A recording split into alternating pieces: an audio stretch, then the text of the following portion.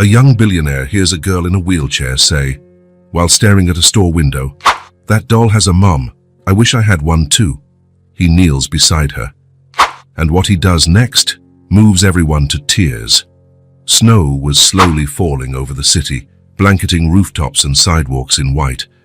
It wasn't just any December night. The biting wind seemed to carry more than just the chill of winter. Jason Miller straightened his cashmere coat and tightened his tie as he left the gleaming skyscraper that housed his company.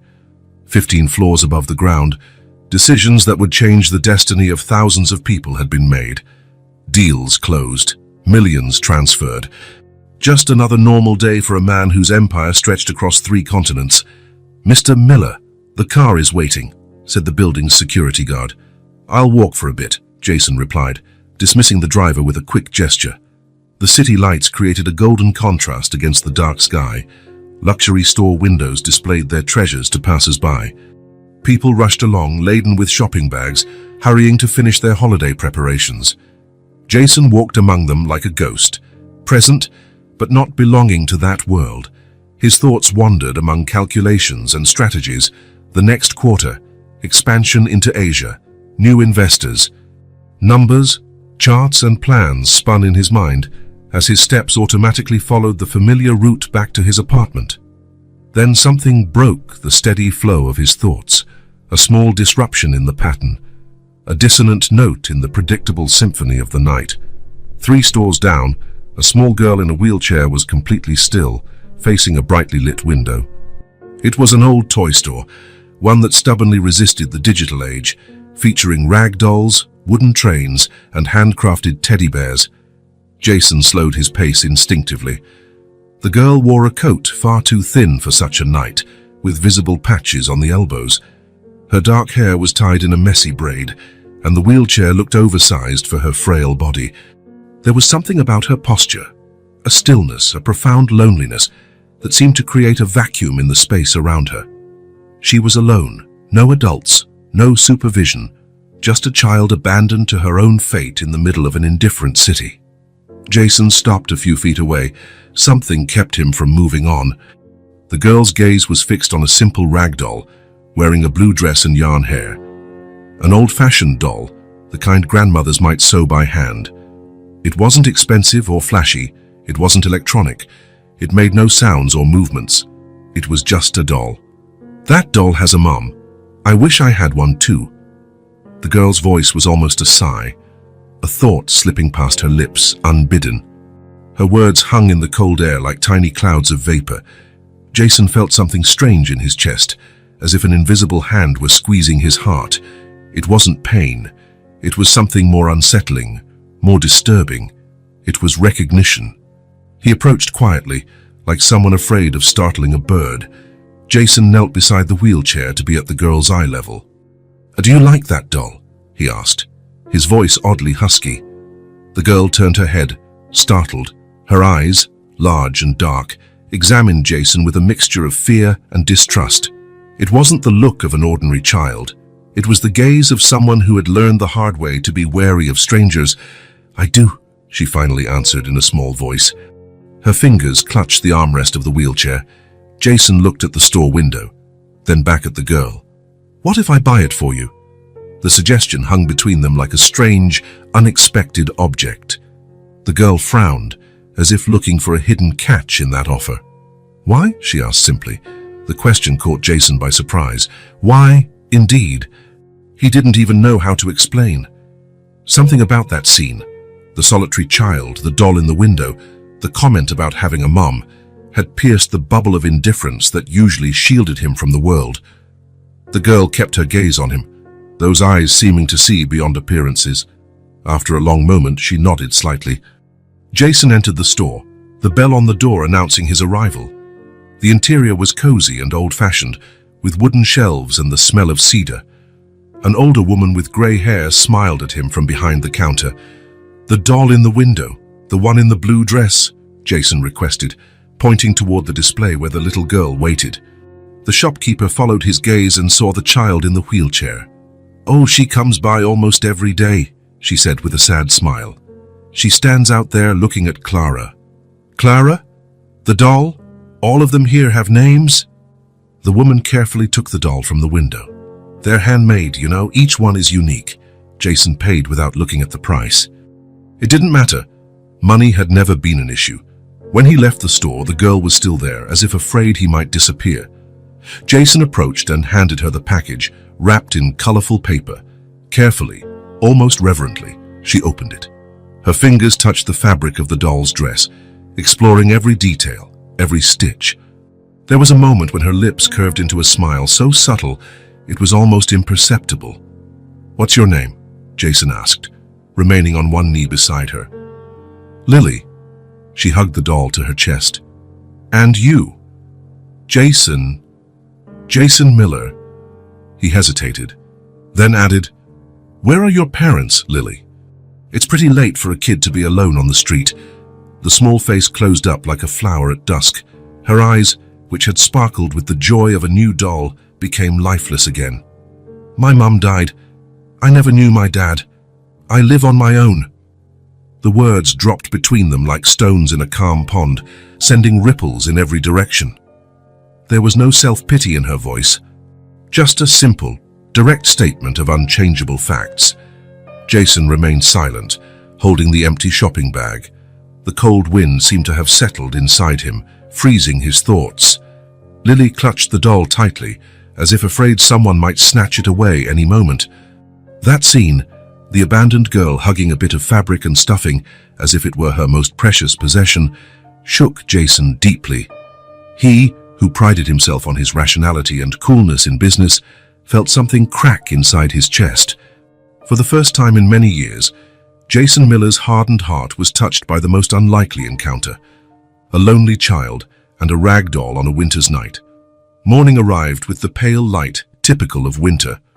Jason woke up before his alarm, staring at the white ceiling of his bedroom. He hadn't slept well.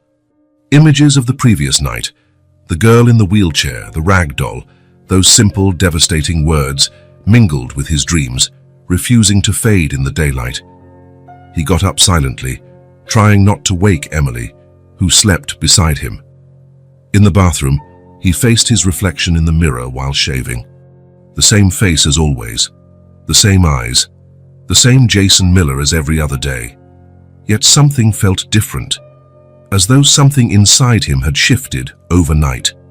"You're up early," Emily remarked, entering the kitchen as he made coffee. "I have a meeting at 8, he answered automatically, pouring a cup and handing it to her. Emily watched him over the rim of her mug. His wife had an almost uncanny ability to sense when something was off. 15 years of marriage had given her a sort of radar for Jason's moods. "Did something happen yesterday?" she asked, sitting on the high stool by the kitchen counter. Jason hesitated. How could he explain something he himself didn't fully understand? "No, nothing important," he replied, avoiding her gaze. "Just something unexpected on my way home." "Unexpected enough to keep you awake all night," Emily pressed, a small smile on her lips. Jason took a sip of coffee, stalling. "I'll catch up on sleep tonight." She didn't push further, but Jason felt her concerned gaze as he dressed for work. He kissed her forehead and left for the office, convinced that his normal workday would erase that odd sense of unease. The driver waited with the door open. Traffic was heavy. The streets were covered with a fresh layer of snow. The same people as always, rushing to their jobs. A perfectly normal day, but it wasn't. During the 8 o'clock meeting, Jason struggled to focus. While the CFO presented the last quarter's numbers, his mind drifted back to Lily's solemn face, her dark eyes that seemed to carry the weight of the world. "Mr. Miller, any objections to the plan?" The CFO's voice brought him back to the meeting room. Everyone was staring at him, waiting. "No, go ahead," he replied, quickly composing himself. The rest of the day followed a similar pattern. Jason fulfilled his obligations like an actor following a known script, but his mind was elsewhere. By late afternoon, his assistant reminded him about a dinner with investors, and he almost cancelled. He felt oddly drained, as if he were carrying an invisible weight on his shoulders. On his way to the restaurant, he looked out the car window. The city was preparing for Christmas, colorful lights, store decorations, people carrying gifts. And somewhere in that same city, a small girl in a wheelchair was facing the cold night alone. "You can drop me here," he suddenly told the driver, pointing to the curb. "I'll walk to the restaurant." The cold air hit his face as he got out, rousing him from a torpor he hadn't even realized he was in. He walked slowly, observing the shop windows. He stopped in front of one that displayed countless dolls. Stylish dolls, expensive, all dressed in designer outfits. Nothing like the simple rag doll he had bought for Lily. That was when he realized he knew nothing about that girl besides her name. He hadn't asked where she lived, who cared for her, how she ended up in that situation. He'd left her there, on the cold sidewalk, with just a doll as consolation for a life of abandonment. The dinner was a disaster. Jason fumbled his answers, lost the thread of conversations, and when one of the investors asked about his vision for the next 5 years, he found himself completely at a loss for words. He couldn't think about the future of his corporation when his mind was stuck on the image of a lone child in the present. He returned home late, hoping Emily would be asleep. But she was waiting in the living room with a book on her lap and a worried expression. "How was dinner?" she asked, closing the book. "It was productive," he lied, loosening his tie. "Jason," Emily said, standing and approaching him, "I've known you for almost 20 years. I know when something's wrong." The sincerity in her eyes broke something inside him. Jason sank onto the sofa, running his hands over his face. "I found a kid yesterday," he finally confessed. "A girl in a wheelchair, alone outside a toy store." He told Emily the whole story, the store window, the rag doll, the comment about wanting a mom, the shocking revelation that Lily lived by herself. As he spoke, he felt the weight of it shifting off his shoulders, as if sharing it made everything more real and at the same time less suffocating. Emily listened in silence, her eyes filling with tears. "And you left her there?" she asked when he finished. The question felt like a punch to the gut. "What else could I do? I'm not a social worker. I don't know anything about kids. You could have called someone, the police, social services."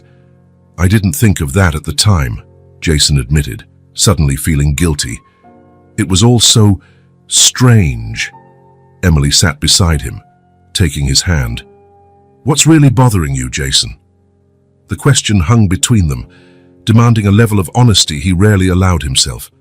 Jason looked at his hands, struggling to express thoughts he'd never voiced before. "When she said she had no mum, that she lived alone," his voice faltered. Something inside me recognized that feeling. Emily squeezed his hand, encouraging him to continue. "All my life I've built things, buildings, companies, fortunes. But what do I really have? An empty apartment during the day, meetings with people who only want something from me. We have no kids. I have no real friends. I have you, and I'm grateful for that. But there's an emptiness," Emily finished softly. "Yes," he admitted, feeling a strange relief at finally saying it out loud. "An emptiness I never realized until I saw that girl hugging a simple rag doll like it was the most precious thing in the world." The silence that followed wasn't uncomfortable. It was contemplative, as though they were observing a truth they had long ignored. "What do you want to do?" Emily asked eventually. Jason shook his head. "I don't know. I feel like I should have done more. I should do something now, but I don't know what." Emily cupped his face in her hands, making him look into her eyes. "Then we'll figure it out together." That night, lying in bed beside a sleeping Emily, Jason stared into the darkness. The apartment's silence echoed with a question he'd never asked before. What was the point of everything he'd built, if, in the end, it didn't fill the emptiness inside him? The image of Lily hugging her doll came back to him. Such a simple, insignificant object, yet it brought so much joy to a child who had nothing. Maybe true poverty wasn't the lack of possessions, but the absence of connections that give life meaning. Jason closed his eyes, determined to find Lily again, not just for her sake, but for his own. 3 days passed like a blurry haze in Jason's life. Meetings, phone calls, emails, all felt distant, as though he were observing his own life through fogged glass. Thoughts of Lily never left him. On the contrary, with each passing hour, His certainty grew that he needed to find her again. On the morning of the third day, Jason made a decision. "I'm taking the day off," he announced at breakfast, surprising Emily so much she spilled a bit of her coffee. "You, a weekday off?" She studied him with a mixture of surprise and curiosity. "Is the world ending and nobody told me?" Jason smiled faintly, acknowledging how unusual that was. In 15 years of marriage, he'd never taken a personal day off without a clear reason. "I have something personal to take care of," he explained, not giving details. Emily nodded, not pressing for more information. There had been a quiet understanding between them since the night he confessed everything.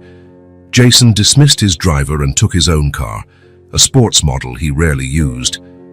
The city looked different from the driver's seat, closer, more real.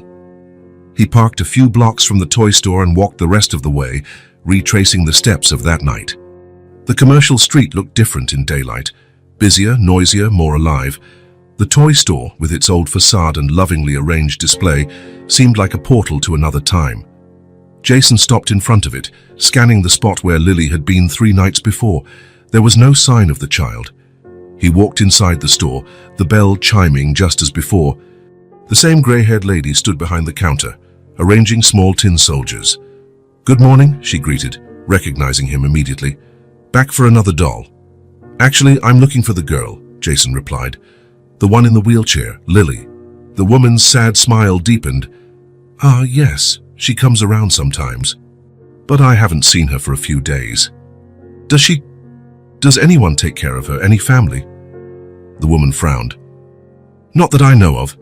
I've tried talking to her a few times, but she's a reserved little thing.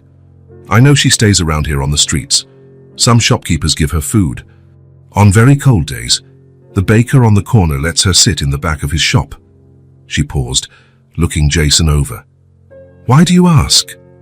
Jason hesitated. It was a good question. Why was he there? Looking for a child he didn't know, instead of running his empire from his office. "I want to help her," he said simply. The lady studied his face for a moment, gauging his sincerity. Then she nodded. "If you find her, tell her Mrs. Margaret says hello, and let her know I have a new hat for Clara." Jason thanked her and left. Standing on the sidewalk, he looked around, suddenly feeling lost. The city was huge. How do you find a small child who could be anywhere? He started by walking slowly along the commercial street, checking every corner and alley. After an hour, he stopped at a coffee shop where the barista shook his head when asked about Lily. In the restaurant next door, the waiter said he'd seen her occasionally near the central square.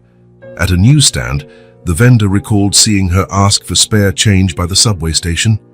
Every lead was a loose thread that led nowhere concrete. Jason kept searching, going into shops, questioning street vendors, showing a picture he'd discreetly taken with his phone. A low-resolution image, but enough to identify her. Noon came and went. Afternoon wore on. Jason was hungry and thirsty, but didn't stop. Something inside him, an urgency he couldn't explain, compelled him to continue. It was only when the sun began to set, painting the sky orange, that he got his first real clue. A man selling roasted chestnuts pointed him toward a narrow side street near the park. The girl in the wheelchair. Yeah, she usually stays back there, near the dumpsters behind the Italian restaurant. They leave food for her sometimes. Jason thanked him and headed in that direction. The alleyway was dark and narrow, smelling of food and garbage. Large metal dumpsters lined one wall, and behind them, piles of empty boxes formed little mounds. Then he saw it. A subtle movement among the boxes, a metallic glint that could be a wheelchair. "Lily," he called, approaching slowly. Silence. Then the soft sound of something being dragged. "Lily, it's me, Jason. Remember me from the toy store?" A small head emerged from behind the boxes, dark eyes watching him warily. Lily was wrapped in several blankets, even though the day wasn't as cold as before. Her wheelchair stood nearby, partially covered by a piece of top, and in her hand, held close to her chest, was the doll, Clara. "You came back," she said, her voice a mixture of surprise and guarded hope. "I did," Jason confirmed, stepping closer but still giving her space.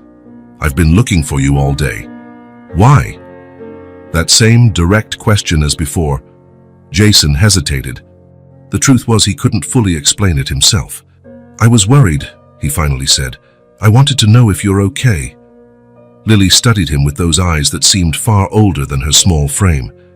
"I'm fine," she replied, but a tremor in her lips betrayed the cold she felt. Jason glanced around. Her makeshift shelter was disheartening. A few cardboard boxes served as protection from the wind, a torn tarp partly covering the wheelchair, thin blankets wholly inadequate for the coming winter, a battered backpack that likely contained all her belongings. "Are you hungry?" he asked, heart constricting at the sight. Lily hesitated, then nodded slightly. "There's a place nearby that serves the best sandwiches in town," Jason said, trying to smile reassuringly. "Would you like to go with me?" Again, that evaluating look. After a moment that felt like an eternity, Lily nodded. "I need help with the chair," she said, pointing to where it was partially hidden. Jason pulled off the tarp and righted the chair, noticing how old and rickety it was. Gently, he helped Lily into it, aware of how easily she moved despite her limitations. Clara remained in her lap the whole time. Pushing the wheelchair over the uneven sidewalk, Jason felt a strange sense of peace. The burden that had weighed on him these past days felt lighter now. He didn't know what he'd do next, what finding Lily would truly entail, with what responsibilities might arise, but in that moment, all that mattered was that he had found her. The cafe was small and welcoming, with wooden tables and the comforting aroma of fresh bread. The waiter, a friendly young man, didn't seem surprised to see Jason pushing a small child in a wheelchair. He led them to a corner table near a heater. "What would you like?" Jason asked once they were settled. Lily studied the menu with wide eyes, clearly impressed by the options. "Can I pick anything?" "Anything," Jason assured her. She ordered a grilled cheese sandwich, hot chocolate and a slice of apple pie. Jason smiled as he gave her order, noting her typical kid's choices despite all she'd been through. While they waited, an awkward silence hung between them. Jason wasn't sure how to start. What do you say to a child you found living on the streets? Lily, for her part, didn't seem inclined to talk, observing the cafe with curiosity, still clutching her doll. "Mrs. Margaret at the toy store sends her regards," Jason offered at last. "She said she has a new hat for Clara." Lily's face lit up at the mention of the shopkeeper and the doll. "She's nice. Sometimes she lets me stay in the store when it's really cold outside." "You like Clara?" Jason asked, motioning to the doll. Lily nodded, looking at the toy fondly. "She's my friend now. We talk a lot when I'm alone." There was something deeply moving about that simple statement. Jason felt a lump in his throat. The waiter brought their meals, and Lily's eyes sparkled at the sight of food. She started eating slowly, savoring each bite as though it were a completely new experience. Jason watched, trying not to show how much it affected him. How did you end up alone, Lily?" he finally asked, once she was halfway through her sandwich. The child paused, setting the sandwich down. Her face took on a serious expression. "My mom got sick," she began, her voice small but steady. "It was just the two of us. She always said we were us against the world." A sad smile flickered on her lips. "When she died, I stayed with a neighbor for a while, but the neighbor didn't really want a child, especially one like me." "Like you?" Jason frowned. Lily gestured toward her legs. "It was a car accident. I survived, but my legs no longer work." Jason felt his heart tighten. "Were there no other relatives?" "My mom didn't have any family," Lily replied simply. The starkness of that statement left Jason speechless. A child alone in the world, choosing the harshness of the streets over staying somewhere she wasn't truly wanted. "So you live on the streets all the time?" Lily shrugged, picking up her sandwich again. "It's not as bad as it seems. There are nice people. The baker gives me bread at the end of the day. Mrs. Margaret lets me stay in the store when she doesn't have customers. The newsstand guy gives me a blanket in winter." She paused, sipping her hot chocolate. "And now I have Clara. And you showed up." The way she spoke, with such maturity and acceptance of her situation, was both admirable and heartbreaking. Jason looked at this small child, so fragile and yet so strong, and felt something break inside him. Beneath his carefully cultivated image of an unyielding businessman lay a heart that was now bleeding for Lily's story. "How do you manage to be so strong?" he asked, the words escaping before he could stop them. Lily looked at him with those ancient eyes in a young face. "I have no choice," she said simply. "My mum said crying doesn't help. You have to keep going." Jason nodded, unable to speak. For the first time in his adult life, he felt like crying. Not for himself, not for some personal loss, but for this child who faced life with a courage many adults lacked. They finished their meal in a comfortable silence. Lily ate every crumb of her pie, and Jason asked for 2 more sandwiches to go. By the time they left, one question hung between them, unspoken but present. Now what? Jason couldn't just let her go back to that precarious shelter among the boxes. He couldn't pretend he didn't know about her situation.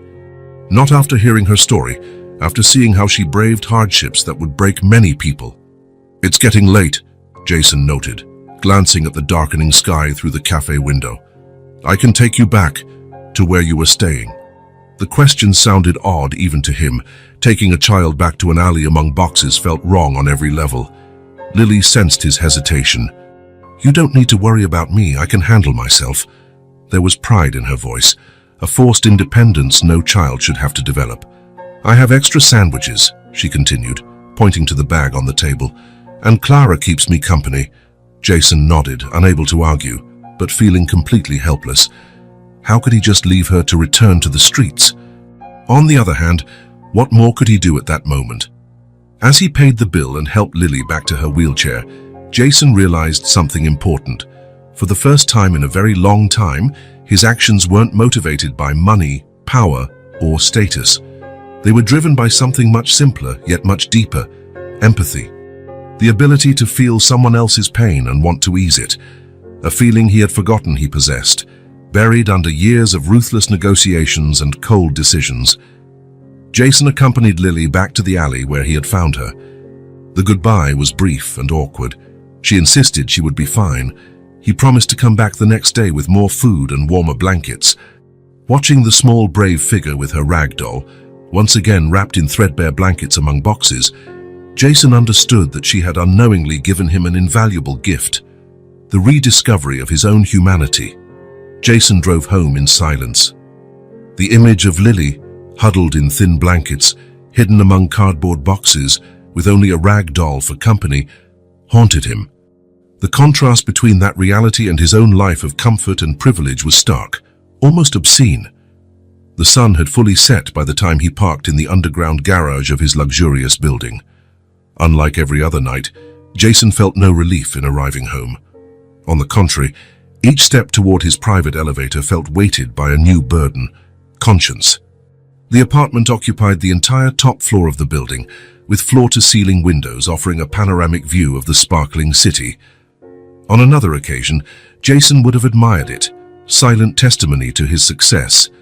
But tonight, he could only see the city's lights as distant, cold stars shining indifferently above a small child suffering. Emily was in the living room, reading under a soft lamp. When she saw him, she smiled and closed her book. "You disappeared all day," she commented without accusation. "I was worried." Jason set his keys on the table and sat heavily on the sofa beside her. His body felt tired from the search, but his mind had no rest. "I found the girl," he said without preamble. Emily straightened up, fully attentive. "The child you mentioned, Lily?" Jason nodded, running his hand over his face as if to gather his thoughts. "I spent the whole day looking for her. I went to the toy store. I asked shopkeepers. I searched streets and alleys." "And how is she?" Emily's voice brimmed with genuine concern. "She lives on the streets. Literally. I found her hiding behind dumpsters, wrapped in blankets, using cardboard as shelter." Jason paused, his throat tight. She still had the doll I bought, holding onto it like it was her most precious belonging. Emily put her hand to her mouth, tears filling her eyes. "My God, Jason, a little child, alone on the streets." "I took her to eat at a cafe," he continued. "She told me her story, Her mother died. She never knew her father. She stayed with a neighbor for a while, but then ended up alone. What about authorities, social services?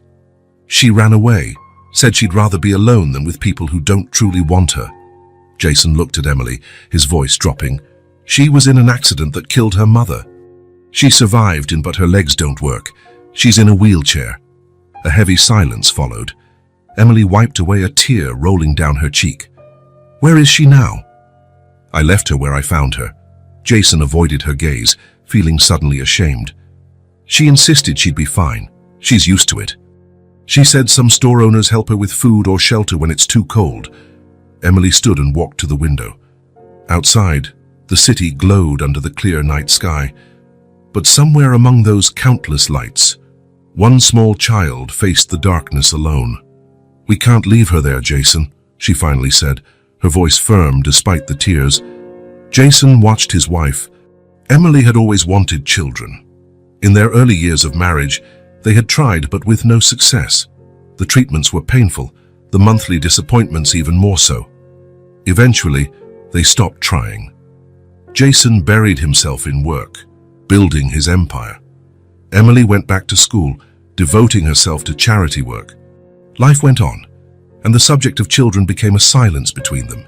Not exactly a taboo, but a hope abandoned by mutual agreement. Now, seeing her there in the glow of the city lights, Jason realized that hope had never truly died. It had only lain dormant, waiting for the right moment to awaken. "What do you want to do?" he asked, though he already knew the answer. Emily turned to him, her expression a mix of determination and pleading. "Let's go get her. Now, tonight." "Now?" Jason glanced at the clock. It was past 9. "You said she's sleeping in boxes, Jason. In boxes!" Emily's voice trembled with emotion. "While we have 3 unused guest rooms in this apartment," Jason considered it. The rational side of his mind, the pragmatic businessman, began listing complications. Legal issues, necessary adaptations, time commitments, long-term implications. But something stronger spoke within him now, something that had stirred from the moment he heard Lily's quiet voice whisper about a doll's mother. "Let's go," he agreed, standing. "We have extra blankets in the hall closet. I'll get them." Emily ran to him, throwing her arms around him. "Thank you," she whispered against his chest. While Emily gathered clean clothes, towels, and quickly prepared one of the guest rooms, Jason filled a basket with fruit, water, and snacks. Practical tasks that helped quell the growing anxiety within him. What they were doing was completely out of the ordinary, impulsive, potentially complicated, and yet it felt absolutely right. 20 minutes later, they were in the car, driving in silence through the city streets. Emily clutched the basket on her lap, biting her lip nervously. Jason tried to remember exactly how he had gone earlier that day. At night, the city looked different, landmarks less clear. "What if she's not there?" Emily asked suddenly. The same worry had crossed Jason's mind. "Then we'll look for her. And if we don't find her tonight, we'll come back tomorrow. And the next day. Until we find her." Emily nodded, gripping the handle of the basket tighter. Thankfully, it was easier than they feared. The alley was quiet at that hour. Nearby restaurants were already closed. Jason parked and led Emily to the spot between the dumpsters where he had seen Lily. His heart pounded as they approached, afraid the makeshift shelter might be empty. But she was there, curled up behind the boxes, more hidden than before. Just a small mound of blankets that might go unnoticed by someone not looking carefully. Jason approached slowly, making enough noise to announce his presence without startling her. "Lily," he called softly. "It's me, Jason. I came back, like I promised." There was a moment of silence, then a rustling sound. Lily's small head emerged from under the blankets, her dark eyes wide with surprise in the darkness. "You really came back," she said, her voice equal parts disbelief and cautious hope. "I brought someone with me," Jason replied, indicating Emily, who stepped forward. "This is my wife and Emily." Emily knelt to Lily's level, her face gentle, though Jason could see the effort it took to hold back her emotion. "Hi, Lily," she said softly. "Jason told me about you and about your doll." Clara, right? Lily nodded shyly, showing the doll she had pressed against her chest. We brought you some food, Emily went on, opening the basket. And warmer blankets. Lily looked from the basket to the blankets, her eyes widening at such unexpected generosity. But, Emily continued, her voice kind yet firm, we'd like to offer you something more, if you'll accept. Jason knelt beside Emily, feeling a nervousness he'd never experienced even in the biggest deals of his career. We want to invite you to stay with us, Lily. In our home, we have an extra room, a comfortable bed, hot water. For how long? Lily asked, distrust evident in her voice. For tonight, at least, Jason answered honestly. Then we can talk more. See what works best for everyone. Lily looked between them, her dark eyes assessing, calculating, weighing risks in a way no child should have to. Why are you doing this? She finally asked. Emily glanced at Jason before answering. Because no one should sleep on the street, Lily. Especially not a child like you. It's not pity, Jason added, noticing the resistance in her eyes. It's the right thing to do. Again, silence. Jason could almost see the thoughts racing behind those serious eyes. At last, Lily spoke. Can I bring Clara? Of course, Emily replied with a genuine smile. Clara is more than welcome. And my backpack? It has important stuff in it. Anything you want, Jason promised. Lily hesitated one more moment, then nodded. Just for tonight, she echoed Jason's terms. There was something both extraordinary and tragic about seeing such a small child making such a serious decision with so much maturity. Jason helped Lily into her wheelchair, while Emily gathered her worn backpack and the few belongings the girl indicated. It was so little, an entire life fitting into one small bag. The drive back was silent. Lily sat in the back seat, gazing out the window with fascination as they drove into the more affluent parts of town. She looked both amazed and wary, as if at any moment she might discover it was all a dream or, worse, a trap. When they arrived at the building, the doorman looked surprised to see a child in a wheelchair, but was discreet enough not to ask questions. In the private elevator that opened directly into the apartment, Lily clutched Clara tighter. It's really high, she commented, watching the numbers light up on the panel. The apartment takes up the entire top floor, Jason explained, realizing too late how that might sound to a child who had been living in cardboard boxes. When the elevator doors opened into the spacious living area, the contrast between these worlds became even clearer.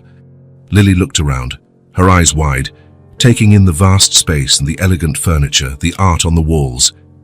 Your home is bigger than the whole cafe, she remarked, her small voice echoing in the immense room. Emily smiled, gently touching the girl's shoulder. Let's show you your room, you must be tired. They guided Lily down the hall to one of the guest rooms. Emily had worked quickly before they left. The bed was made with fresh sheets, a soft lamp glowed on the bedside table, and towels were folded on a chair. That's the bathroom. Emily pointed to a door connected to the room. There's hot water and fresh soap. Hot water, Lily repeated, as if it were a foreign concept. You're probably hungry, Jason said, trying to fill the awkward silence. We can make you something, a sandwich maybe, or some pasta. Lily shook her head. I still have the sandwiches you gave me in my backpack. Jason's heart squeezed at the thought that she had saved them, likely rationing her food as she had learned to do on the streets. Would you like to take a bath first? Emily suggested gently. Then we can eat together in the kitchen. Lily nodded, still clutching the doll. Do you need help with your bath? Asked Emily. I can do it myself, Lily answered firmly. I always manage.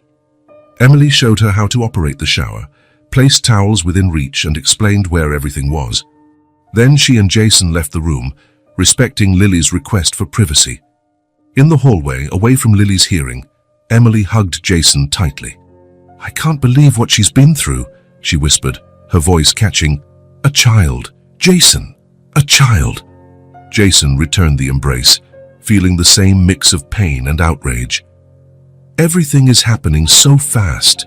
We didn't plan this. We don't know what comes next. Emily pulled back enough to look him in the eyes. It doesn't matter, we're doing the right thing.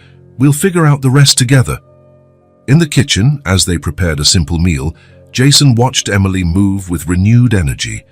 There was purpose in her actions, a quiet joy in her eyes he hadn't seen in a long time. The usually quiet, formal apartment felt different, alive. When Lily appeared at the kitchen door, the change was remarkable. Clean, her dark hair still damp, wearing an oversized t-shirt of Emily's as a nightgown, she looked like a different child, younger, more vulnerable. "I finished my bath," she announced, a hint of pride in her voice. "That's great," Emily said with a warm smile. "We're just about done getting dinner ready." Lily looked around the modern kitchen with its stainless steel appliances and marble countertops. "Can I stay here and watch?" "Of course," Jason replied, pulling up a tall stool so she could transfer out of her wheelchair if she wished. "Want to help? You could slice these tomatoes." The girl looked at him in surprise, then nodded shyly. Carefully, Jason set up a cutting board and a small table knife for her, showing her how to hold it safely. Her small hands worked with surprising skill. "My mom taught me to cook," she explained, noticing Jason's admiring look. "She said it was important for me to do things on my own." During the simple dinner, pasta with fresh tomato sauce and grated cheese, Lily ate slowly, savoring each bite as if it were a rare treat. Emily and Jason exchanged glances across the table, both aware of how extraordinary this moment was. "Did you like the food?" Emily asked when Lily finally set down her fork. The girl nodded. "It's the best meal I've ever had." After dinner, Jason noticed Lily struggling to keep her eyes open. The day had been long and emotionally exhausting for all of them. "I think it's bedtime," he suggested gently. Emily helped Lily back to the guest room while Jason tidied the kitchen. When he finished, he went to the room and found the door slightly ajar. Emily was on the edge of the bed, tucking the blankets around Lily, who was already asleep. Clara, the doll, was tucked tightly in her arms. Jason paused in the doorway, taking in the scene. There was something so natural and yet so fragile in that moment. Emily noticed his presence and rose quietly, joining him at the door. "She fell asleep the instant her head hit the pillow," Emily whispered. "She must be exhausted." Together, they looked at the small figure in the big bed, in sleep. All of Lily's defenses were gone. She was just a little girl, vulnerable and needing protection. Jason tried to move closer, though he wasn't exactly sure how. He adjusted the blanket, lightly touching Lily's shoulder. The gesture was clumsy, uncertain, but filled with an emotion he was only beginning to understand. Emily laced her fingers through his, and together they left the room, leaving the door ajar and a gentle light on in the hall. Neither of them knew what morning would bring, what the next steps would be, how to navigate the complexities sure to follow. But that night, for the first time in a long while, their home truly felt like home. The soft morning light filtered through the curtains when Lily opened her eyes. For a moment, she felt completely disoriented. The smooth, white ceiling above her wasn't the grey sky or the peeling paint of some temporary shelter. The soft bed beneath her wasn't made of cardboard boxes or the hard ground of the streets. The silence wasn't broken by the city's morning clamor. Everything was different, quiet, safe. Then the memories of the previous night returned. Jason and Emily, the invitation, the huge apartment, dinner in the gleaming kitchen. Lily squeezed Clara against her chest, seeking the familiar comfort of the doll as she tried to process where she was and what might happen next. She had learned the hard way that good moments rarely lasted. A gentle knock on the door interrupted her thoughts. "Lily, are you awake?" Emily's voice called from the other side. "Yes," Lily replied, her own voice sounding small in the spacious room. Emily came in carrying a tray with a glass of orange juice and toast with jam. Her smile was warm, but Lily noticed something different in her eyes, a quiet excitement, as if she were holding on to a happy secret. "Did you sleep well?" Emily asked, setting the tray on the bedside table. Lily nodded. "The bed is really soft." "Is that good or bad?" Emily teased, sitting on the edge of the bed. "Different," Lily admitted, "but good. It's warm." Emily watched as Lily took a few careful sips of juice. There was something in the way the girl held the glass, so gently, as if it were a precious treasure that tugged at her heart. Jason left early, Emily explained. He had some important meetings, but he said he'll be back for lunch. She paused as though gathering her thoughts. In the meantime, I was thinking we could do something special. Lily looked at her curiously.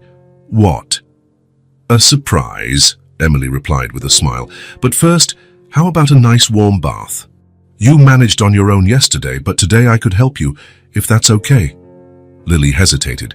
She was used to doing everything herself, to relying solely on her own strength. Accepting help meant letting her guard down, trusting two things that were hard for someone who had learned that the world could be cruel and unpredictable. But there was something about Emily, a genuine kindness, an absence of pity or condescension that made Lily want to trust. Okay, Lily finally agreed. The bathroom was spacious, with a large tub that Emily filled with warm water. Lily stared at it with wide eyes. I've never seen a tub this big, she whispered, running her hand over the porcelain edge as if it were made of gold. It's all for me. Emily smiled gently. Yes, all for you. The water's just right. Lily touched the gleaming faucets, turning them slightly with a look of wonder. Hot water whenever you want, she murmured, almost to herself. No need to wait or heat it on the stove. Carefully, Emily helped Lily out of the oversized t-shirt and into the bath. Her movements were respectful, giving Lily time and space, never rushing or forcing. Lily gradually relaxed in the warm water, letting out a contented sigh. Her fingers wrinkled after a while, but she didn't want to leave. Emily washed her dark hair with a fruity shampoo Lily had never smelled before. It smells so good, Lily said, inhaling deeply. Like a whole orchard. The gentle fingers massaging her scalp brought back a feeling she had almost forgotten, the caring touch of someone who truly cares. My mum used to do this, Lily said softly, eyes closed as Emily rinsed the suds away. When I was little, Emily felt a lump in her throat but kept her voice steady. She must have been a wonderful mother. She was, Lily confirmed. The best. After the bath, wrapped in a large, fluffy towel, Lily couldn't stop touching the fabric. It's like a cloud hugging me, she remarked, rubbing her face in it. I've never used a towel like this. Emily smiled while she helped Lily apply lotion and comb her still damp hair. There was an intimacy in that routine, a quiet bond forming between them. Emily brought in clean clothes, a set she had bought in a rush the night before at a 24-hour store down the street. Simple jeans, a light blue t-shirt, and a grey hoodie. They were new in Lily's size, and just for her. Are these for me? Lily asked, running her fingers over the soft t-shirt as though it were a precious jewel. Brand new. I've never had clothes like this. Of course, Emily replied with a grin. We can't have you walking around in my giant t-shirts forever. Dressed in her new outfit, her damp hair neatly brushed into a simple braid, Lily looked different, more like a regular child, less like a street survivor. Ready for your surprise? Emily asked. Curiosity won out over caution, and Lily nodded. Emily pushed her wheelchair down the hall, past the guest room Lily had slept in, toward a door at the end that had been closed the day before. Close your eyes, Emily instructed. Lily obeyed, feeling the chair move forward and hearing the door open. The light changed against her eyelids, brighter, warmer. You can open them now. Lily opened her eyes and gasped. The room Emily had brought her into was unlike anything she'd seen before. The walls were painted a soft, sunny yellow. A larger bed than the guest rooms stood against one wall, covered with a sky blue comforter and at least 6 pillows of different sizes. Colorful books filled shelves on one wall. A small wooden chest sat open, revealing toys inside. There was a desk with art supplies, a cozy armchair by a wide window, a plush rug on the floor. It's like a princess's bedroom, Lily whispered, her eyes roaming over every detail.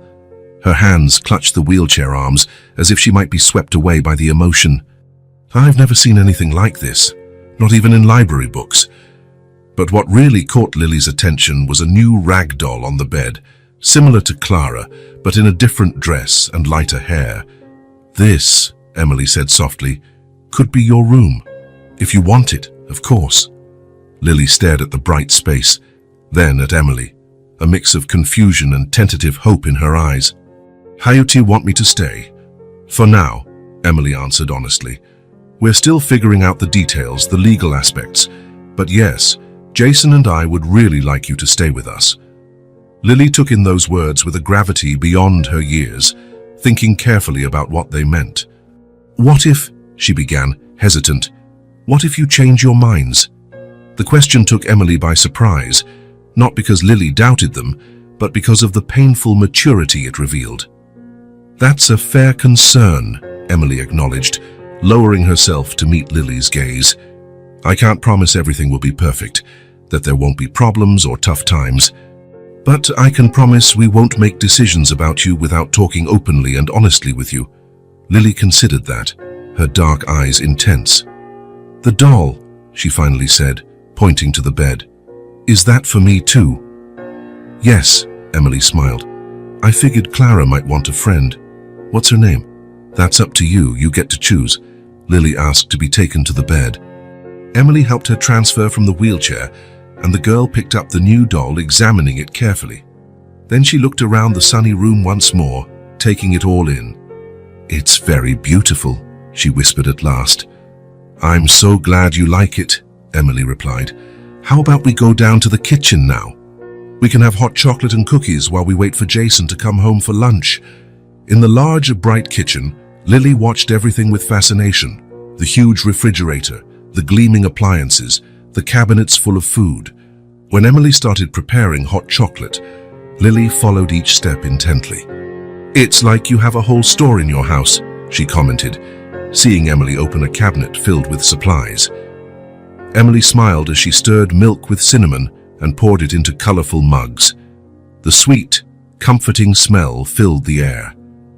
A plate of chocolate chip cookies was placed on the table, and Emily sat beside Lily. Can I eat as many as I want? Lily asked timidly, eyeing the cookies as though they were a mirage. Of course, Emily said, but don't overdo it, or you'll get a stomachache. Between sips of hot chocolate and bites of soft cookies, a slow conversation began to unfold. Emily talked about her childhood, about how she met Jason, about her work in the arts and her charity projects. Lily, initially reserved, started sharing small glimpses of her own history, memories of her mother, a trip to the zoo they once took, how she learned to read early on. It was a delicate dance, this mutual discovery. It would have been all too easy to overwhelm Lily with too many questions or expectations. Emily matched her pace, respecting her silences, celebrating her small revelations. When they finished the hot chocolate and cookies, Lily looked at Emily with a serious expression. If I stay, she said carefully, can I call the yellow room mine? Of course, Emily replied, her heart filling with hope. And the new doll, Lily went on, I think I'll call her Hope. Emily felt tears threatening, but held them back. That's a beautiful name. Outside, the city continued its restless pace, people rushing to appointments, cars honking, life rolling on inexorably. But in that sunny kitchen, something new and delicate was beginning to blossom.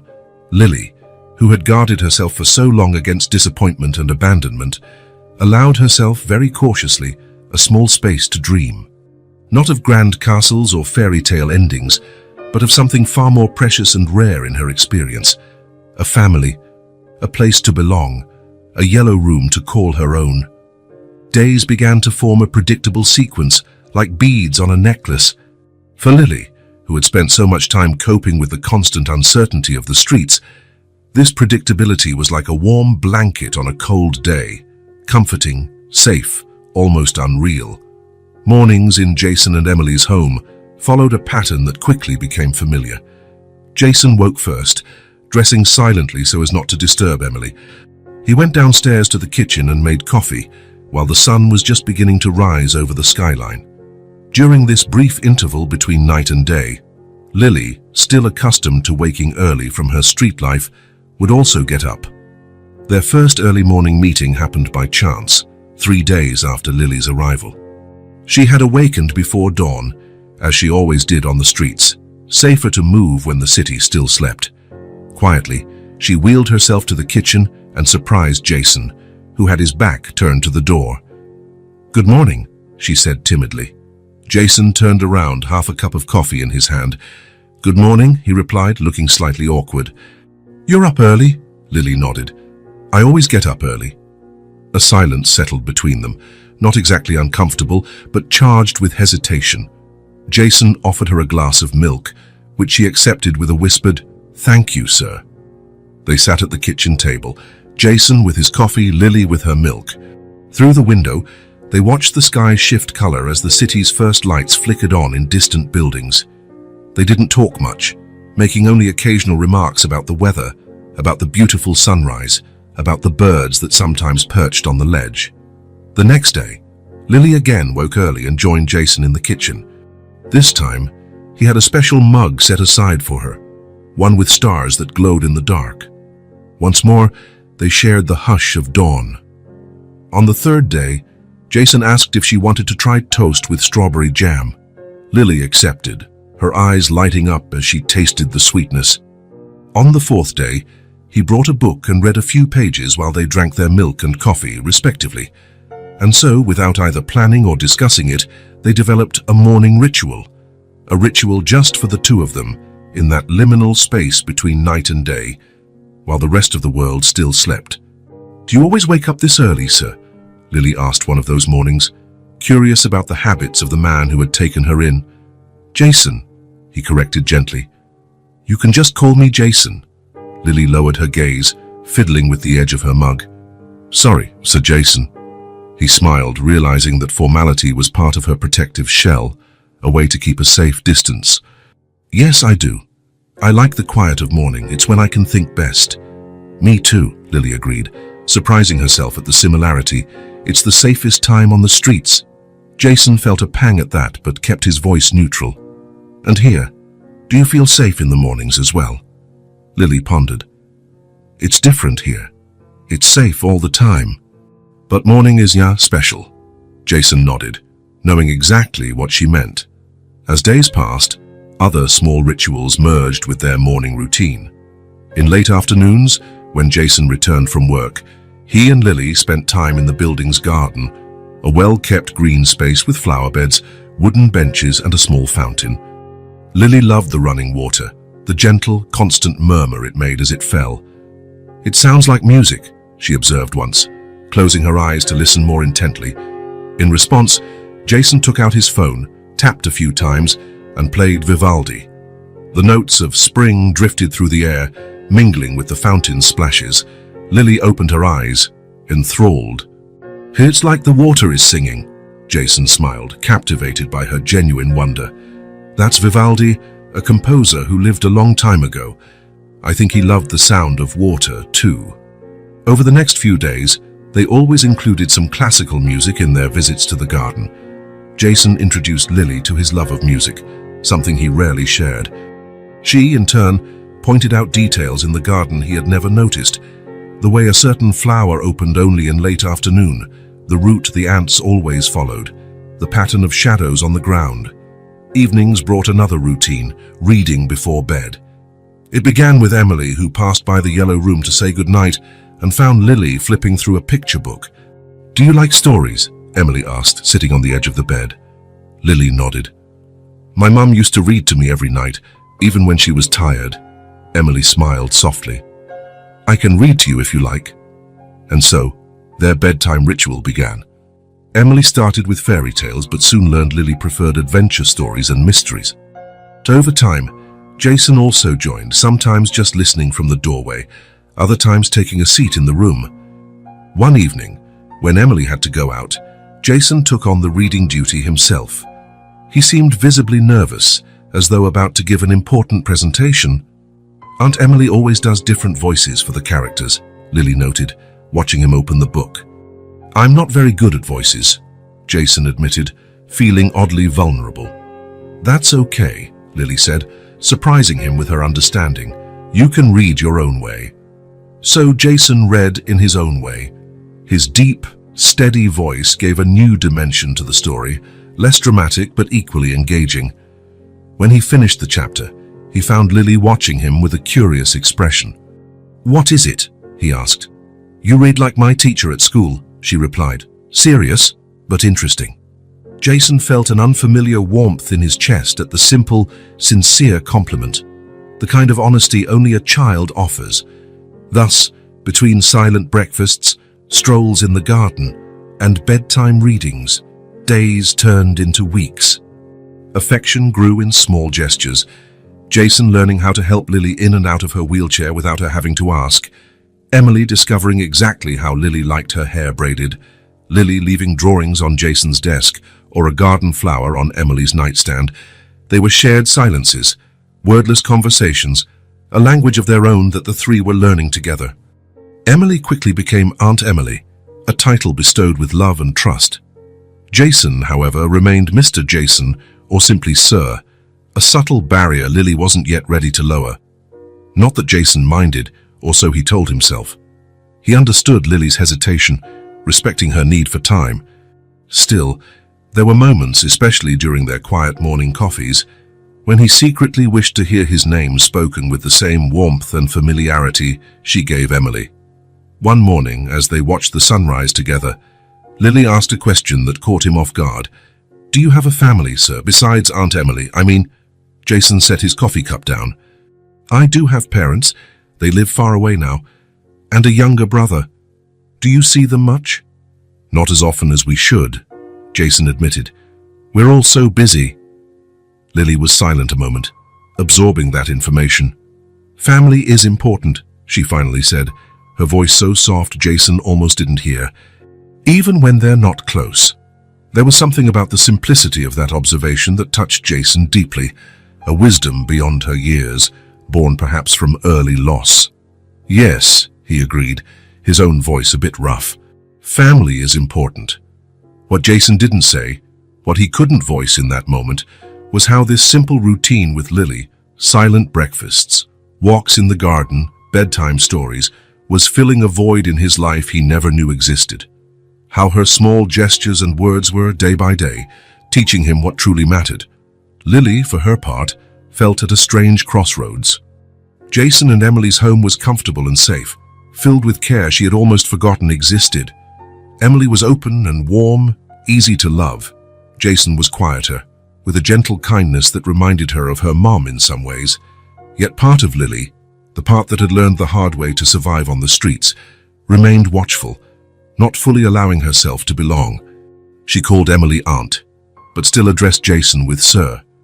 She kept a small backpack of essentials hidden under her mattress, ready to leave if necessary, because Lily knew better than anyone that family could be lost in the blink of an eye. And though this new family seemed welcoming, it still didn't feel entirely real, like a pleasant dream she feared would end the moment she opened her eyes. Autumn wore on, bringing colder winds and persistent rain. The trees in the building's garden lost their leaves, and the sky stayed grey for days at a time. Inside the apartment, however, life continued its quiet dance.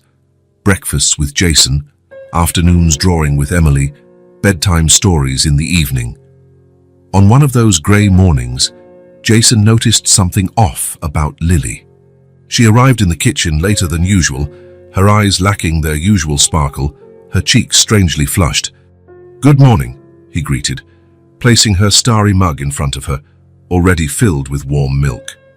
"Good morning, sir," Lily replied, her voice weaker than normal. Jason watched her closely as she sipped her milk in small gulps. There was a sluggishness in her movements, a heaviness in her eyelids that didn't match the lively child he'd grown used to. "Are you feeling all right?" he asked, trying to sound casual so as not to alarm her. Lily nodded, but the gesture seemed to cost her effort. "Just a little tired." The day proceeded. Jason went to work, but his mind refused to focus. He couldn't shake the image of Lily looking pale and subdued at the breakfast table. He called Emily mid-morning, just to check. She assured him Lily was resting in the yellow room, probably just needing a quiet morning. Yet when he returned late in the afternoon, Emily met him in the living room with a worried face. "What happened?" he asked immediately. "It's Lily," Emily said, tension in her voice. "I think she's sick.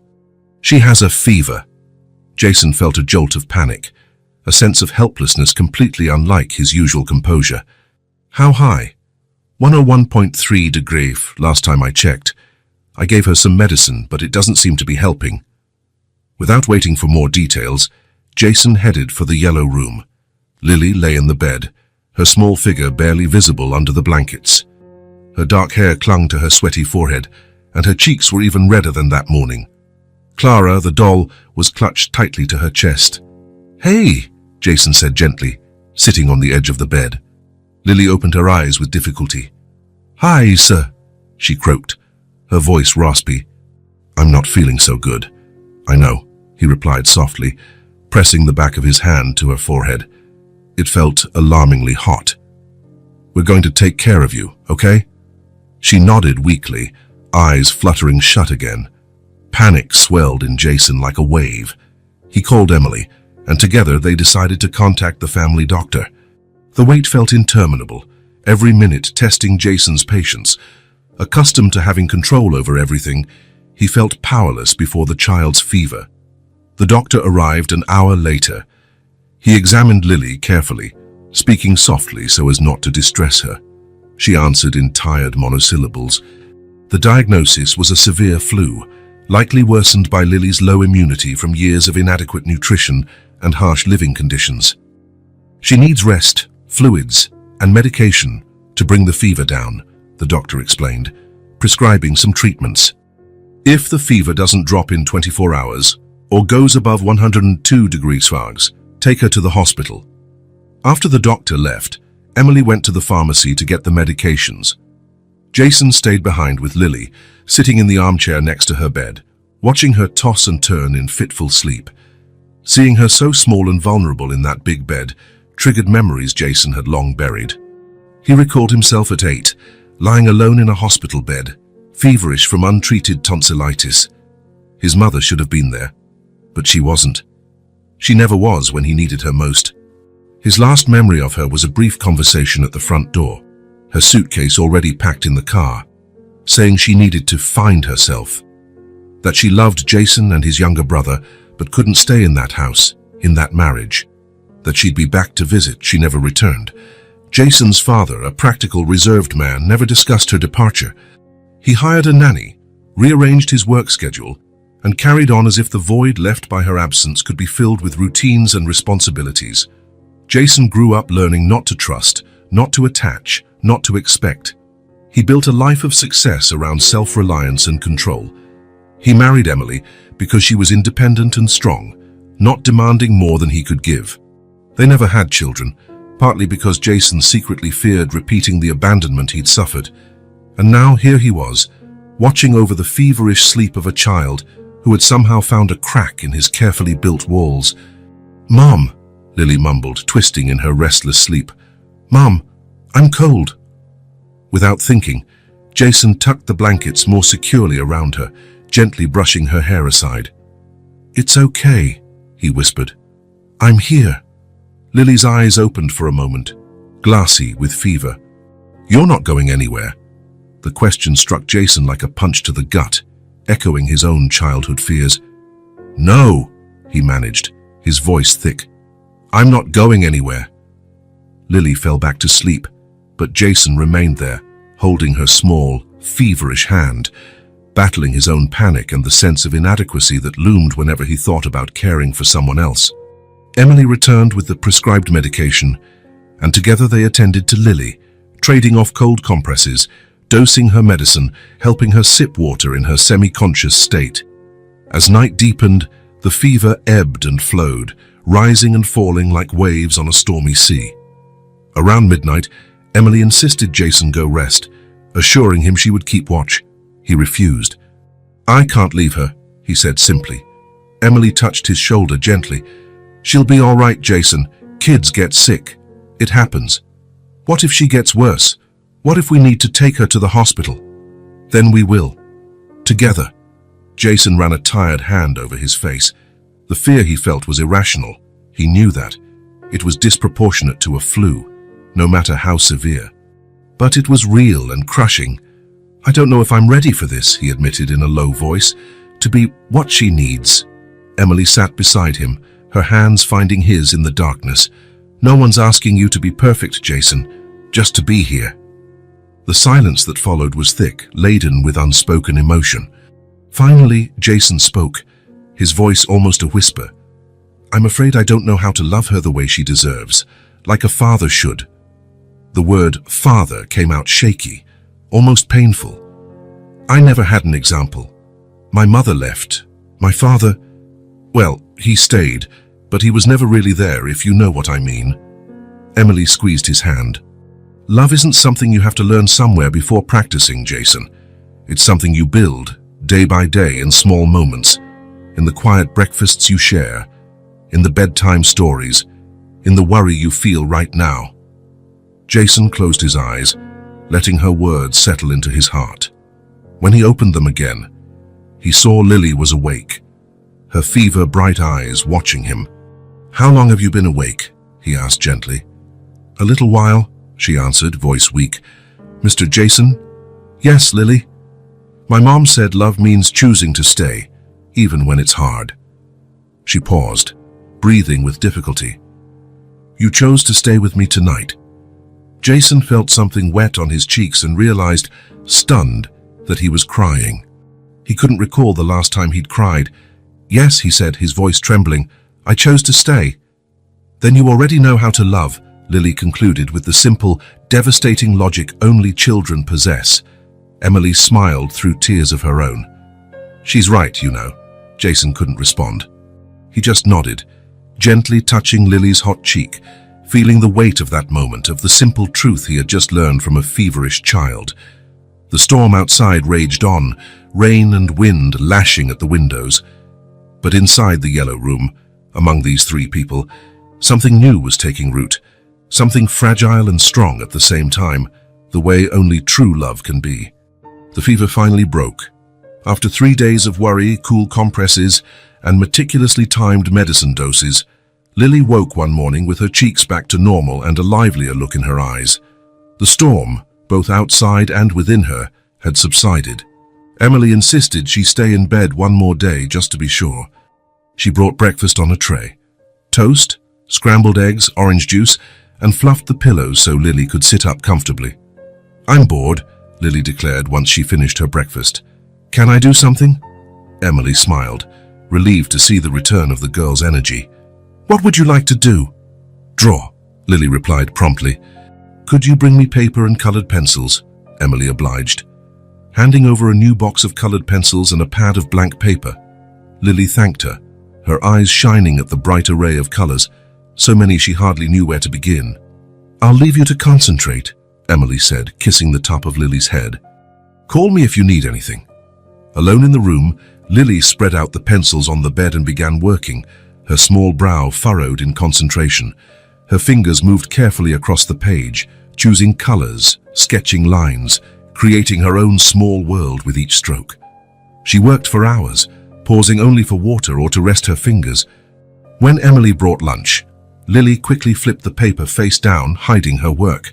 "It's a surprise," she explained with a mysterious smile. That afternoon, Jason returned from work earlier than usual. He'd only worked a half day, eager to see how Lily was doing. Over the past few days, his worry about her health had overshadowed every other priority. Meetings were postponed, projects delegated, decisions delayed. "How's our patient?"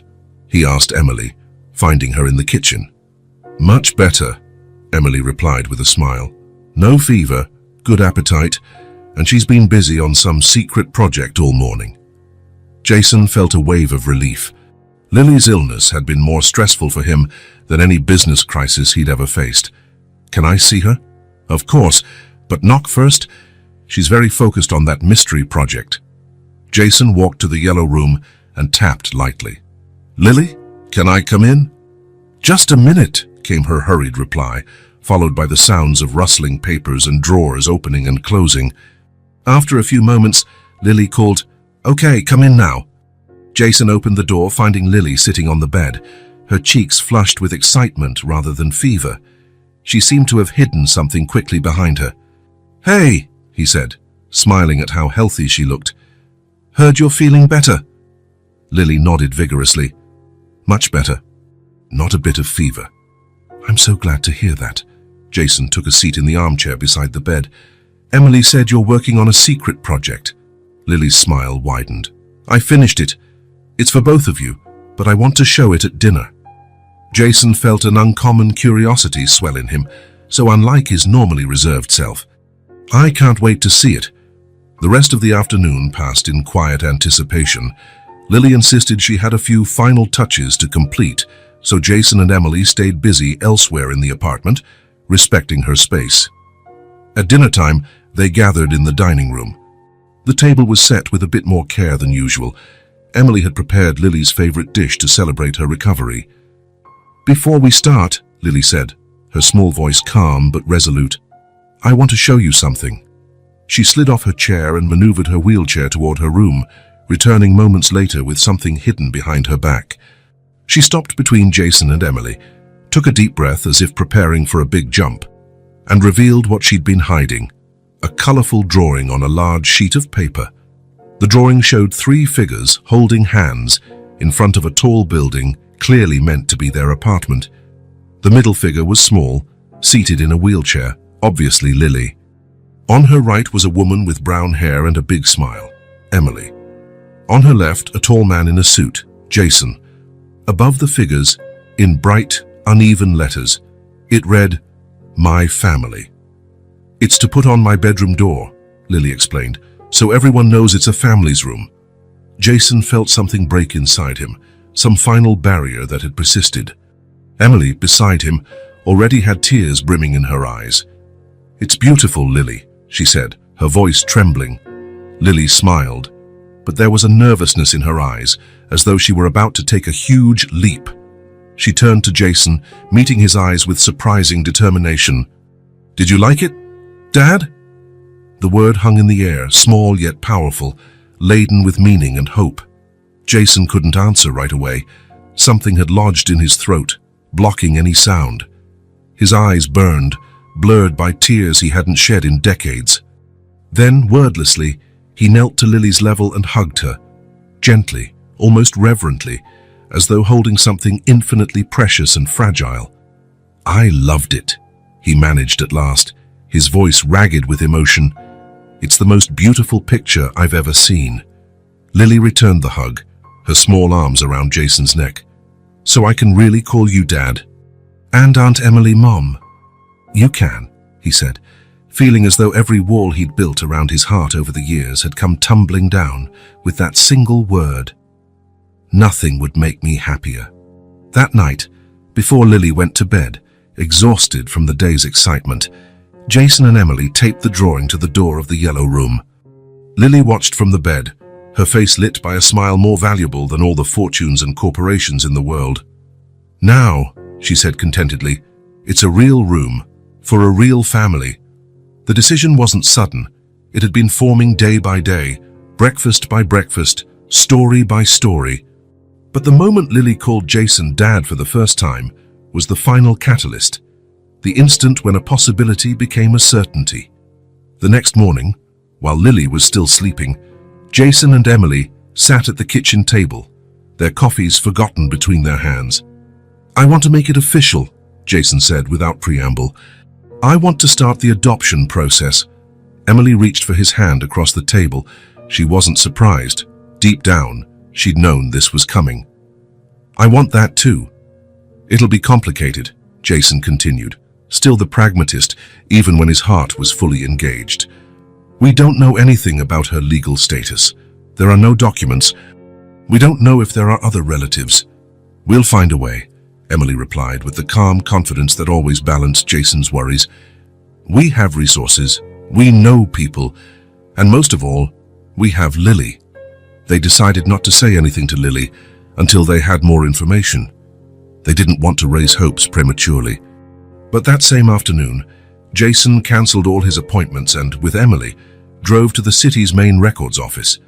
The building was old, with marble-lined halls and employees who seemed as permanent as the columns holding up the ceiling. They were directed to the adoption section, where a middle-aged clerk with thick-framed glasses and her hair in a tight bun listened to their story. Complicated case, she commented, after hearing the brief version Jason and Emily provided. A child with no formal documentation, living on the streets, no legal guardians. We'll have quite a few steps to complete before we can start formal adoption. Jason nodded, ready for whatever bureaucracy awaited. What's the first step? Locate the child's birth certificate, if it exists. Then check for records of the mother's death. See if there are other relatives with legal rights, if there's been any previous involvement from social services. Emily felt her stomach clench. So many ifs, so many potential complications. But she was determined. We have her name, Lily, and she told us her mother passed away a few years ago. The clerk adjusted her glasses. I'll need the girl's full name, the mother's name, approximate dates, places they lived, any detail you can provide. Jason and Emily exchanged looks, painfully aware of how little they truly knew about Lily's life before they found her. In the quiet moments of their daily routines, at mealtimes or bedtime, Lily had shared fragments, but nothing that could give them a clear picture for legal paperwork. We'll have to ask her, Jason concluded, carefully, without pushing. They left the records office with a list of required documents and the information they needed to collect. That evening after dinner, while the three of them were in the living room watching a movie, Emily seized a quiet moment to bring it up. Lily, she began, keeping her tone casual, we were thinking, we'd love to know more about you, about your life before we met. Lily turned to her, her face lit by the TV's soft glow. Why? Jason joined in gently, choosing his words. Because you matter to us, and also because we're thinking about making this family official, legally. Lily's eyes widened with understanding. You mean adoption? Like in the books? Emily smiled, touched by the reference to the stories she'd read to Lily, which often included adoptive families. Yes, just like in the books. Lily was quiet for a moment, processing. Then, with a gravity beyond her years, she began to talk. She told them about her mother, Caroline Matthews, who worked as a nurse at a small hospital, how they lived in a modest apartment on the city's east side, about the accident that killed her mother and left Lily in a wheelchair. After that, I stayed with Mrs. Peters, our neighbor, but she was old and often sick. One day, she just didn't wake up. Lily related it all calmly, like reciting someone else's story. That's when I ended up on the streets. Nobody wanted a kid who couldn't walk. Jason and Emily listened with aching hearts, asking gentle questions and noting details that might help in the legal process. The next morning, they returned to the records office, armed with more concrete information. The clerk with the thick glasses typed quickly into an old computer, her fingers moving nimbly over the keyboard. Let's see. Matthews, Caroline, small municipal hospital, she muttered as she navigated the system. Ah, here we are. Caroline Elizabeth Matthews, registered nurse. Deceased 3 years ago in a traffic accident. The official confirmation of Lily's story brought a mix of sadness and relief. Sadness at the finality of her mother's fate, relief that they were on the right track. And the child, the clerk continued, opening another file. Lily Hope Matthews, born April 15th, 8 years ago. No father listed. No other relatives in the system. Emily watched the computer screen, trying to absorb the details of Lily's life before them. Then something caught her eye. Wait, she said, leaning forward. Could you repeat the mother's full name? Caroline Elizabeth Matthews, the clerk replied, adjusting her glasses. Emily paled, her hand instinctively seeking Jason's. It can't be, she whispered. What is it? Jason asked, alarmed. Caroline Elizabeth Matthews, Emily repeated, her voice unsteady. Lena, that's what we used to call her. She was my best friend growing up. Both Jason and the clerk looked at her in surprise. We grew up together on the same street, Emily went on, words tumbling out now. We were inseparable from age 8 to 18. Then I went to college out of state. She stayed behind, started nursing school. Emily closed her eyes, memories flooding back. For the first few years, we wrote letters, called each other, then life happened. I met you, Jason, we moved, we lost touch. Jason squeezed her hand. Are you sure it's the same person? Emily nodded slowly. It's too much of a coincidence. Caroline Elizabeth Matthews, nurse. The age fits. And Lily, her voice cracked. Lily has the same eyes as her. How did I not see it before?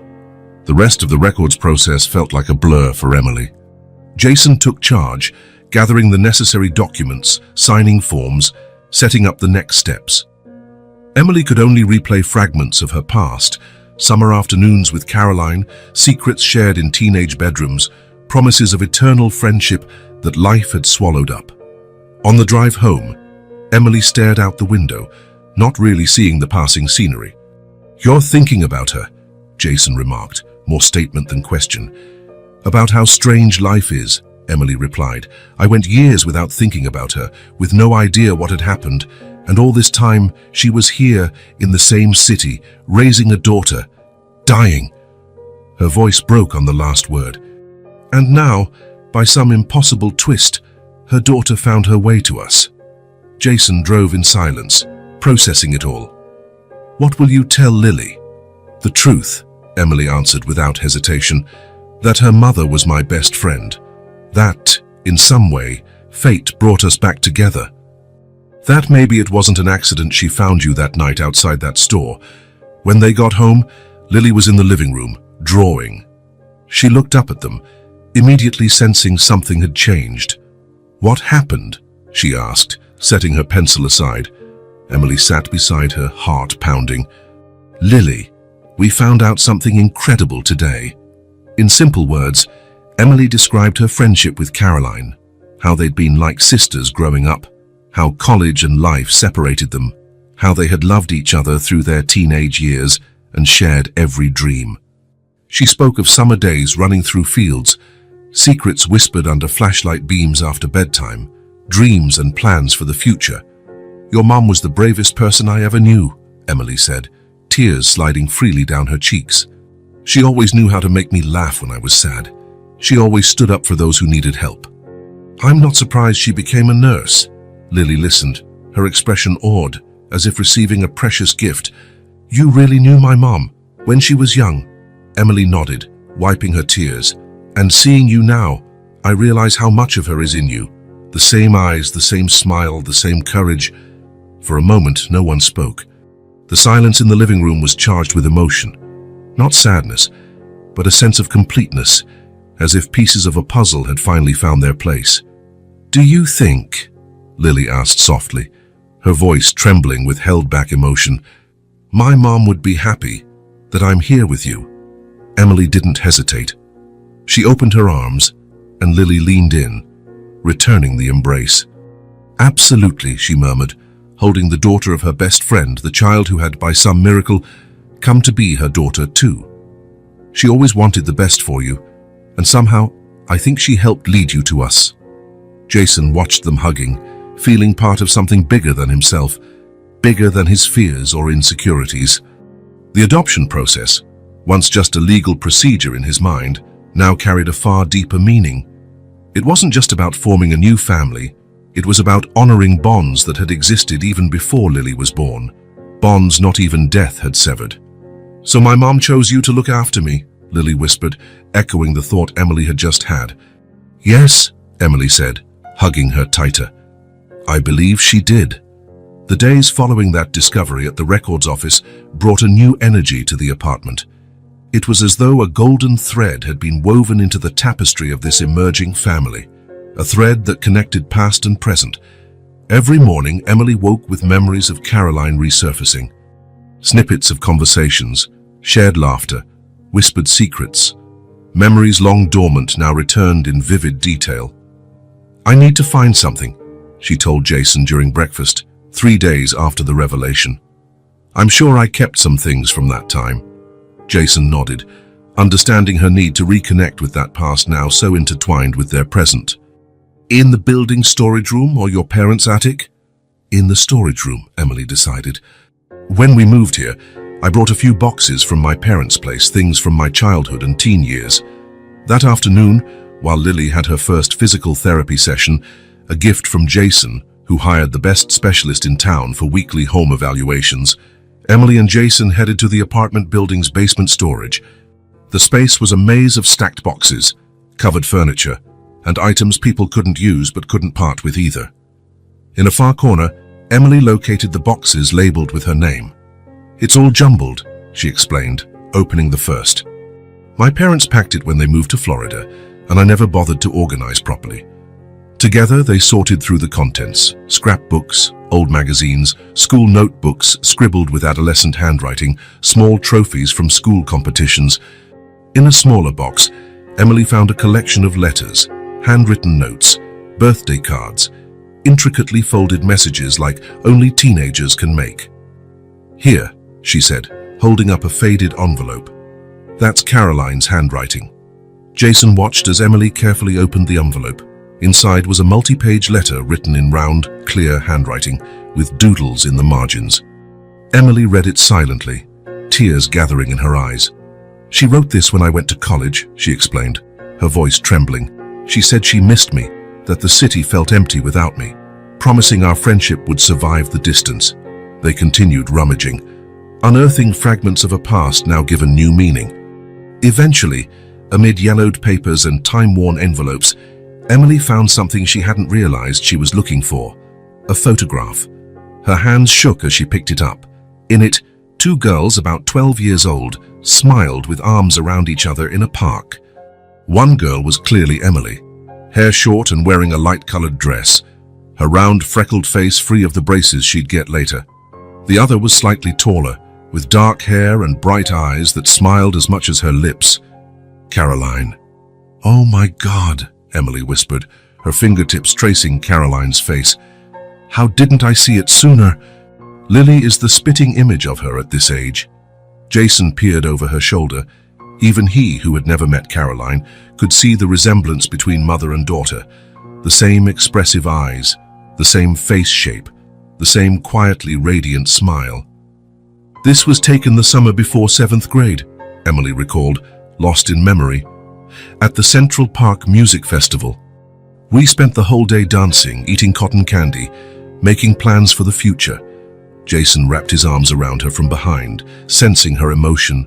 "You should show Lily." "I will." Today, when Lily returned from physical therapy, tired but excited about the new exercises to strengthen her arms, Emily was waiting in the living room, the photograph cleaned and placed in a simple frame. "I have something to show you," she said, sitting next to Lily on the couch. Lily looked curiously at the frame Emily held. When she saw the picture, her eyes went wide. She gently took the frame, studying every detail as if looking at treasure newly unearthed. She stared at it for long moments, saying nothing. Finally, she smiled, a small, warm smile reminiscent of the girl in the photo. "That was my mom, and you, when you were kids." The simplicity of that statement, Lily's immediate understanding of who was in the picture, the connection it represented, stirred Emily's heart deeply. Tears slipped down her cheeks again, but she didn't hide them. "Yes," she confirmed softly. "We were about your age there." "She looks happy," Lily observed, touching her mother's face. "She was," Emily said through her tears, "especially that day. I remember we danced until our feet hurt, ate so much cotton candy we felt sick and still didn't want to leave." Jason, watching from the living room doorway, stepped forward and sat in an armchair facing them. There was something sacred about that moment, a bridging of generations, a connection transcending time and even death. "I want to put it in my room," Lily decided, still holding the photo carefully. "Is that okay?" "Of course," Emily agreed. "I was thinking we could look for more pictures. I'm sure there are others somewhere." Over the following days, Emily and Lily undertook a journey into the past. They sorted through boxes, flipped through albums, read old letters, each new find, a photograph, a note written by Caroline, a faded friendship bracelet, felt like a tiny miracle, relinking a chain that had never truly been broken, only paused. Jason observed and sometimes took part, always awed by the power of that bond.